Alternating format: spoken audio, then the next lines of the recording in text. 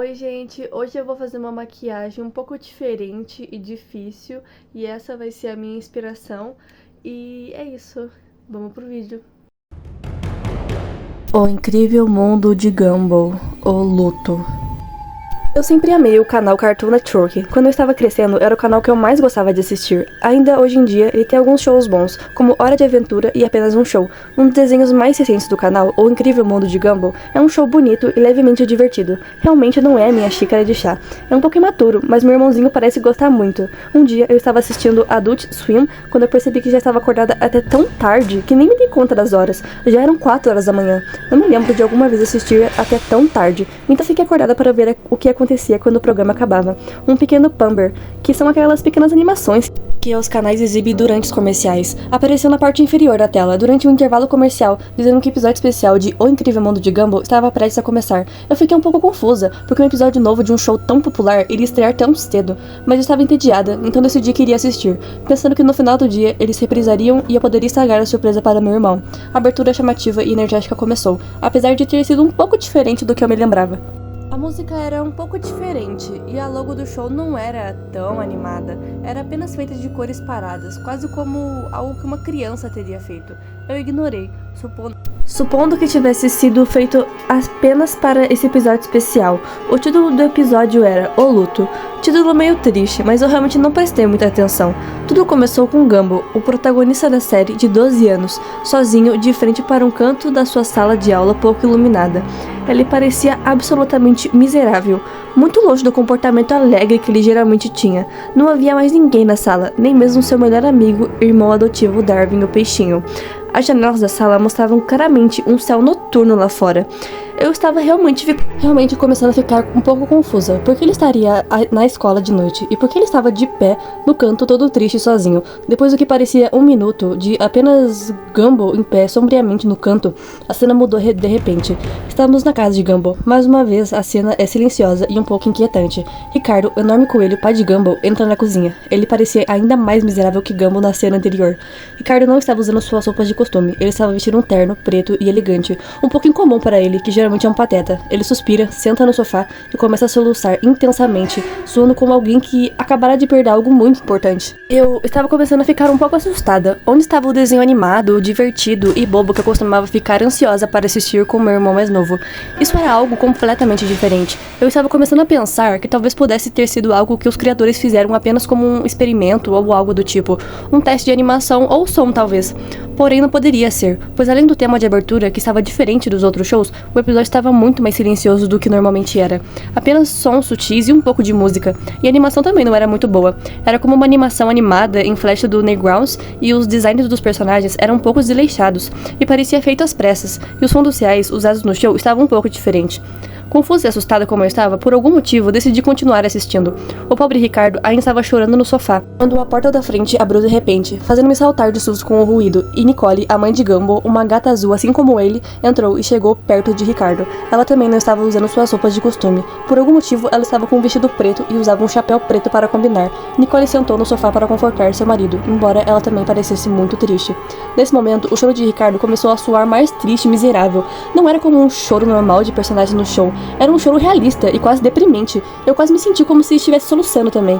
Finalmente, depois do que pareciam ser horas, a cena triste na casa deles acabou e mudou de volta para a escola. Nós não estávamos mais na sala de aula de Gumball. Dessa vez estávamos no escritório do diretor Brown. Nicole e Ricardo estavam lá, com suas roupas de costume, parecendo mais normais e felizes do que na cena anterior, mas ainda assim um pouco preocupados. O diretor Brown, no entanto, parecia muito triste. Ele calmamente e sombriamente informou que seus filhos, Anaís e Darwin, não estavam presentes depois do almoço daquele dia. Eles não haviam sido vistos em todo o resto do dia também. Nicole imediatamente ficou furiosa com ele. Começou a dizer vários insultos e nomes que eu nem mesmo acho que poderiam ser ditos em um desenho mais maduro, como apenas um show. Eu comecei a rir disso, porque era meio engraçado ver a Nicole se transformar dessa maneira e começar a praguejar como um marinheiro em um desenho animado para um público infantil. Mas minha visão logo mudou, quando o diretor Brown lhe disse uma outra coisa assim que ela se acalmou. Seus olhos começaram a encher de lágrimas, quando ele os informou que eles eventualmente haviam sido encontrados, mas não com vida. Ela então começou a descrever com detalhes quase nauseantes de como seus corpos haviam sido encontrados. Seus pais estavam sentados em estado de choque total. Eu mal poderia acreditar no que estava acontecendo. Como poderia um alegre e divertido show para crianças ter tal reviravolta tão escura e distorcida. Eu pensei em desligar a televisão, mas eu estava agora com muito medo de ser deixada sozinha no escuro, quase congelada pelo medo e intensamente perturbada pelas coisas terríveis que ele estava dizendo. Outro flashback. A cena agora era mais cedo naquele dia, e a animação dessa cena era pior do que antes. Não me lembro muito claramente, mas acho que ele começou sua recordação, dizendo que a escola havia chamado a polícia quando perceberam que as crianças faltaram, achando que eles simplesmente haviam fugido ou decidido não ir à escola. Disseram que era muito incomum para Darwin e Anaís faltarem à escola como delinquentes. Darwin era um pouco ingênuo, mas era um bom garoto e nem sequer sonharia em fazer algo assim. E Anaís era ainda menos provável pensar em fugir. Ela era uma estudante nota A, apesar de ter apenas 4 anos. O que a polícia, um pouco mais incomodada, visto que uma indefesa garotinha de 4 anos estava desaparecida, assim como um garoto um pouco mais velho. A escola havia sido cuidadosamente verificada, então a polícia começou a verificar a área densamente arborizada fora da escola. Demorou pouco tempo para a polícia descobrir o horrível destino de Anaís. Em uma pequena clareira fora da escola, a cabeça de Anaís foi encontrada em uma pequena caixa. Você provavelmente esperaria ver algo desenhado no estilo normal do show, mas não era assim. Sangue realista cobria a caixa, dentro e fora, enquanto a cabeça de Anaís era desenhada no estilo normal, mas estava ensopada em sangue e outros fluidos, todos aparentemente dela. Havia um bilhete na caixa, escrito com sangue. Não foi afirmado durante o episódio o que exatamente estava escrito, mas aparentemente levava aos restos extremamente mutilados de Darwin. O que mais me lembro nessa cena era como tudo parecia fora do lugar. Todo o sangue e fluidos de Darwin e o corpo abatido e desmembrado de Anaís foram feitos de uma forma muito realista e perturbadora. Parecia que a cena tinha sido feita por um profissional, tirando uma fotografia da cena do crime, não um desenho animado. A forma como essa cena foi animada era diferente de todo o resto do show. Você deve saber que os personagens dessa série são feitos de uma forma diferente de animação, misturando animação em flash com computação gráfica. E eu acho que há também um personagem feito por alguém colocando seu queixo de cabeça para baixo e fazendo uma carinha. Essa cena em particular não era como qualquer coisa que eu já havia visto no show antes. Cada detalhe no rosto do personagem Darwin foi claramente desenhado. Ele parecia um pouco com um zumbi, seu rosto estava muito pálido e seus olhos tinham sido arrancados por alguém. Anaís não estava melhor, ou o que tinha sobrado dela. Ela estava nua e seu estômago havia sido aberto. Seus intestinos estavam espalhados ao redor das árvores e arbustos na mata. Feito mais uma vez de uma forma mórbida e muito realista, eu estava me sentindo muito mal no momento em que tive este flashback incrivelmente perturbador havia acabado. Então rapidamente corri para o banheiro para vomitar. Eu me senti melhor depois, então percebi que eu tinha um bom timing e havia corrido para o banheiro durante um comercial. Foi então quando eu reparei que o show teve o dobro de tempo do que um episódio normal, geralmente cerca de 11 minutos, mas esse episódio teve quase meia hora. Até então eu estava me perguntando se tinha alguma informação sobre o luto no Google ou algo assim. Por isso, enquanto ainda estávamos nos comerciais, eu procurei por informações na internet inteira, e não havia nada. Nenhuma informação remotamente parecida com o roteiro ou o nome desse episódio existia em algum lugar. Agora, incrivelmente assustada, querendo saber se alguém mais estava assistindo, eu rapidamente liguei para o meu irmão mais velho, Larry, e pedi para que ele ligasse o Cartoon Network para ver se ele estava vendo a mesma merda que eu estava. Ele ficou um pouco bravo por eu tê-lo acordado essa hora, mas ele era um cara legal e disse que iria ver para mim. Agradeci e fiquei na linha. Quando o seriado voltou do intervalo comercial, a cena felizmente tinha mudado para longe da visão terrível das crianças mutiladas e estava de volta ao escritório do diretor. Perguntei a Larry se ele via algum animal de desenho falando ou chorando, uma vez que era isso que estava acontecendo na minha TV. Para minha surpresa, ele disse que não via nada disso, mas sim uma reprisa de um velho episódio de Looney Tunes. Em estado de choque, eu deixei o telefone cair e corri para a TV para desligá-la, mas por mais que eu apertasse o botão, nada acontecia. Eu tentei apertar todos os botões, mas nenhum deles fazia nada. Eu tentei tirar da tomada, mas nada funcionava. A TV continuava assim, não importando o que eu fizesse. Larry havia desligado, achando que eu estava fazendo uma pegadinha ou algo do tipo. Eu estava sozinha mais uma vez. Minha porta tinha sido trancada pelo lado de fora de alguma forma, e a porta do meu banheiro estava trancada também. Parecia que eu não tinha escolha a não ser a chamar a polícia, pois minha família estava fora naquela noite. Essa era a única razão pela qual eu pude ficar acordada tão tarde assistindo Adult Swim, em primeiro lugar. Quando eu apressadamente disquei o número, eu sem querer deixei meu celular em meu copo de Pepsi. Cai meu copo de Pepsi. Fiquei muito assustada. Eu não tinha escolha a não ser terminar o episódio. Liguei todas as luzes do meu quarto e fiquei embaixo dos cobertores, escondendo-me assim como meu irmãozinho faz quando eu obrigo a assistir filmes de terror comigo.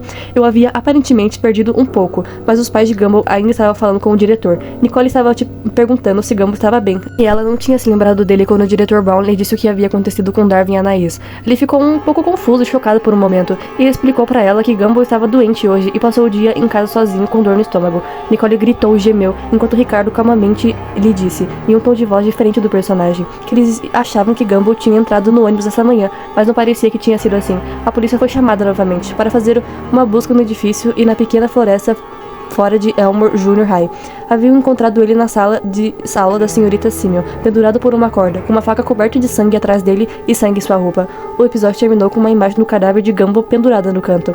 Enquanto tudo ia escurecendo para preto, os créditos rolaram em silêncio, não como o tradicional maneira irritante do Cartoon Network, que coloca um comercial espremendo metade da tela. Esses créditos rolavam invulgarmente lentos, e eles não eram divertidos de assistir também. Era um pouco assustador, apenas simples textos brancos rolando sobre o fundo preto.